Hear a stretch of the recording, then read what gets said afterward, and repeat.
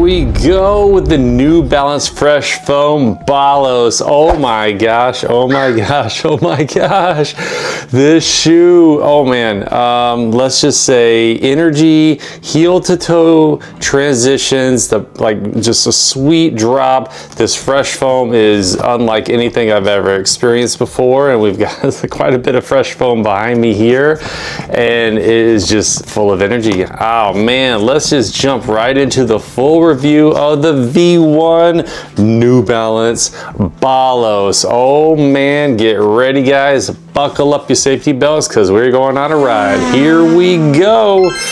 The laces of the Balos are these fun cinnamon pumpkin spice, jersey t-shirt knit fluffy laces, and you get a whole heck of a lot of them, to really bring this together and make a nice seamless transition from upper to eyelet chain across the top of the foot. And we can get into the fit here in a second.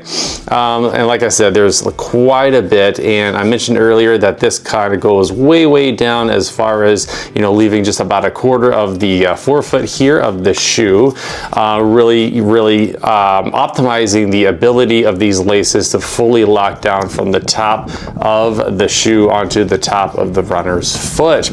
And there's not a crazy amount of coming together of the material of the upper to create any kind of crazy wrinkles or anything like that. So good job New Balance with not having too much excess of the upper, as you can see in some other shoes. All right, so I did engage the runner's loop here, and once I did that, man, this shoe just comes alive. It opens up, it really increases that camber geometry, which of course we can talk about that later too, to just create a very amusement park ride experience. Man, oh man, oh man. Here we go. All right, we got the tongue here. This is one of the most interesting tongues I think I've ever experienced on a shoe. First of all, it's super stretchy.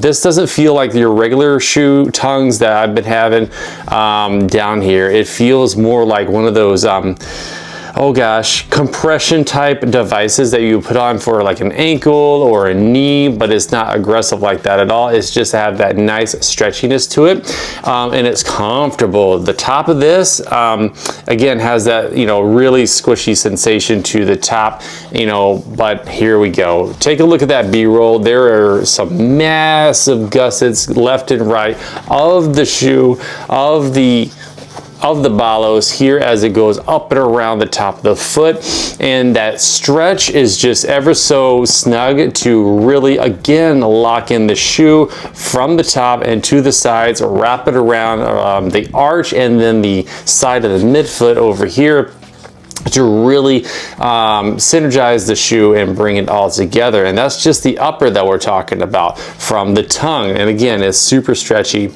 and it doesn't fight you, is another way of saying it, as you're going through your gait cycle and you're really popping out, because there's a lot of motion that the shoe is going to do but save you energy going on here. Well, along the sides here, again, you can see with the B-roll, possibly not here, but you can kind of see quite a bit of ventilation here. This is a really breathable upper and a really breathable tongue, and it's super duper comfortable. And now moving into that upper, this is a creel knit machined upper that has quite an interesting texture. So getting my hand in here, we'll start at the forefoot. It's kind of this ribbed texture, similar to this here, but going straight up and down along here. And you really can't appreciate this whenever you're wearing socks and everything, but I'm guessing what it does is it pooches the upper up and away from the user, allowing these little air channels that are going to go on here. And again, there is quite a bit of ventilation and breathability to the shoe, and then move it around to the sides again with this breathability. So it's not a stretchy, really soft material, this upper, but it is kind of like it's not plasticky, it's like a cloth inspired plastic, but it doesn't feel uncomfortable at all. Again, you have that tongue that is doing a majority of the work as far as being in contact with with your foot, of course, the heel and then the bottom. And then this toe box, you know, it's a fairly sporty toe box, meaning it's got a little bit of snugness to it. You know, I didn't feel super duper crimped side to side, but I will say that I did feel a little crimped in the toes, especially the big toe. But once the run started, things just kind of smoothed out, and I really didn't feel that. So that was just for the first couple of minutes of putting the shoe on. So not gonna ding it, because 40 years old, I got 40 feet, and they've been around the block a time or two. So putting on a shoe for the first time might be a wee bit tight, but as things open up, that's when we can really appreciate that feel. So there is some plasticky inlay that goes on that starts about, right here at the at the big toe here at the base, and around here by the fifth toe, to really give a little you know, appreciation for the toe box again as it goes up and down. So it's not super squishy here, but it is quite flexible for the rest of the shoe.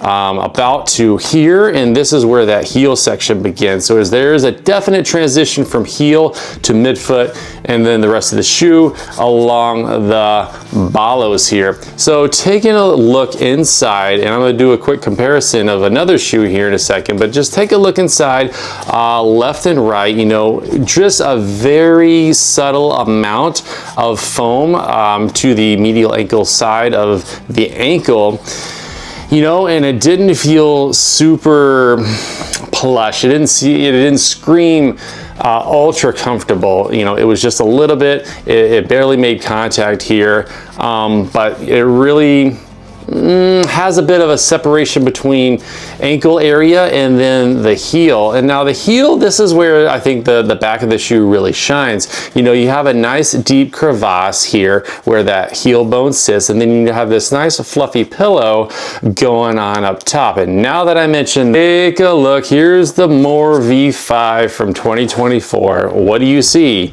I see kind of a same material. So having a look here of the More, you know, this is squishy, but this is even plush, yet even more so than the More, which I found very interesting.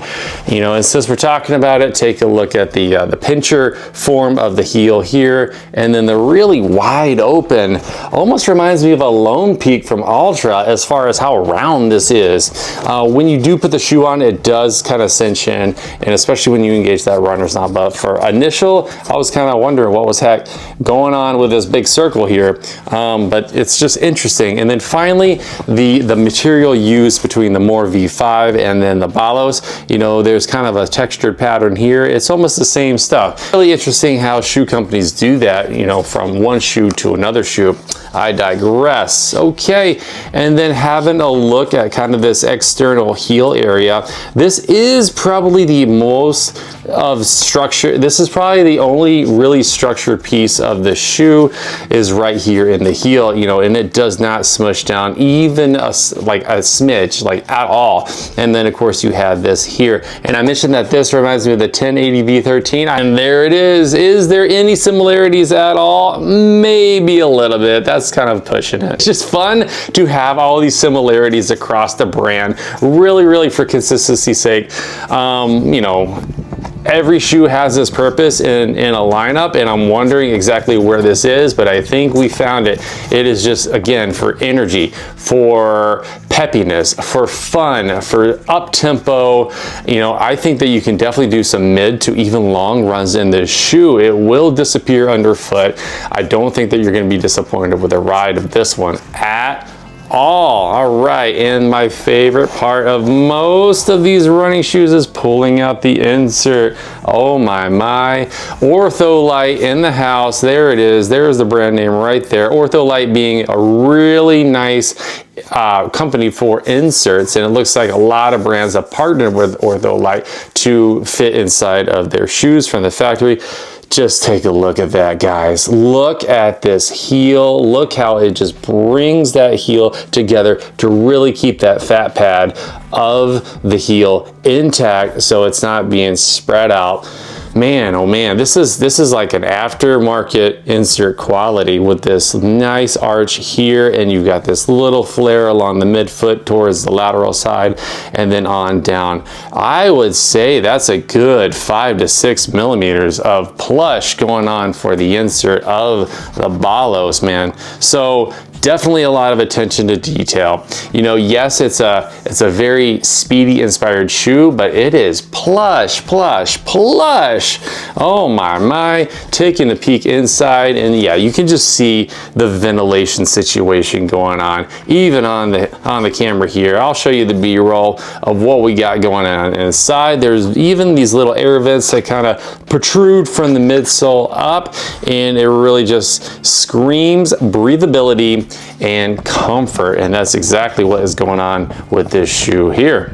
So now let's pop this on the scale and see exactly how much it weighs. Alrighty, men's size 11 is 9.4 ounces. Oh man, so we got a lightweight shoe in the house. Alrighty, and moving into this Fresh Foam X midsole. So we've had a lot of Fresh Foam with the More V5, with the 1080 V13, and those are okay.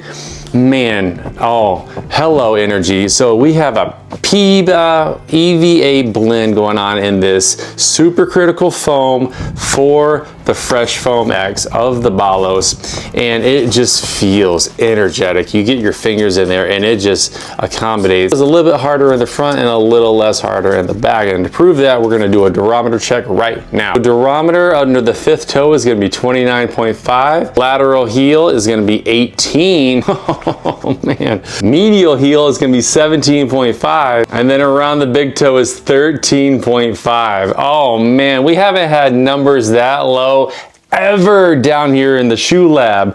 Oh man, so what are you guys doing? Oh, so much fun, New Balance. You guys are awesome. Man, we got 42 millimeters in the back and 36 in the front for a drop of 6 millimeters. All right, moving into the outsole. So there is some strategic rubber going along here, and I would say that this is even softer than some of the other shoes that we have had here. In fact, let's do a quick durometer comparison of one of these other shoes. For comparison's sake, the outsole is measuring at 26. The 1080 V13, it's 27. And the More V5 is 32. So the hardest one yet is the More V5. So even on the bottom of the outsole, there is even more plush squish going on, and basically just the material, the geometry of the outsole, the geometry of the midsole, and again how curvy this one is. Take a look. There is only minimal contact of the shoe as it touches the ground, and you've got this massive heel to toe transition. So speaking of the ride of this shoe, it felt good on the midfoot strike. It felt really good on the heel strike as it comes down and leaps off the front here, or probably more like comes down and then as it rolls through. With it being so curvy, you're not really having a lot of work of your hinge area of your foot and your lower leg, as the shoe is doing a lot of the work for you, both in terms of its pop away from the ground and the external geometry, that rocker outsole. So New Balance has done a fantastic job here. As I was going around the corners, very, very well secured, and I didn't feel things slipping around at all. It is not a very roomy, wide shoe, like I mentioned before. You know, I would not consider this for a wide foot until New Balance makes a wide version of this shoe. I would definitely be considerate of that. Like I mentioned before, there's a little bit of tightness going on in the toe, but that eventually smooths itself out as you get moving along. Had so much fun with this shoe. The price is $199, so we'll just call that $200. That is too much money. As much as I've talked all excited about this shoe, it doesn't have a plate. It's for training, really. It's not a race day shoe per the New Balance advertisements. Even though I'd argue that, you know, this is definitely a multi-purpose shoe, I would be more comfortable seeing this at the 170, possibly $175 mark, because we don't need to be dropping every single dollar that we have on shoes. $200 is simply too much. So I'm not super excited about the price. However, the rest of the shoe is super phenomenal. That said, shoes will go down in price, especially after the second version comes out. So if you don't want to pay the $200 now, fear not. It will come down in price once it goes on clearance, probably this time next year or sooner, depending on what New Balance wants to do. That's what I'm going to say about that. So if you found value in this video, please click like and feel free to subscribe to the channel to follow on the journey. Down here, it's all about family and coffee and running shoes. I'm a dad. Here's the coffee, and this is one of the many running shoes that we have here. I appreciate everybody's time. Thank you so much for watching. We're going into pumpkin spice season. You know, let's just embrace it. It's pumpkin spice. It means that we're entering into fall. I don't eat or drink a whole lot of that stuff, but it just seems like it's a thing. All right, comment down below if you're into pumpkin spice or not, whatever. I thank you. Have a wonderful night and take care.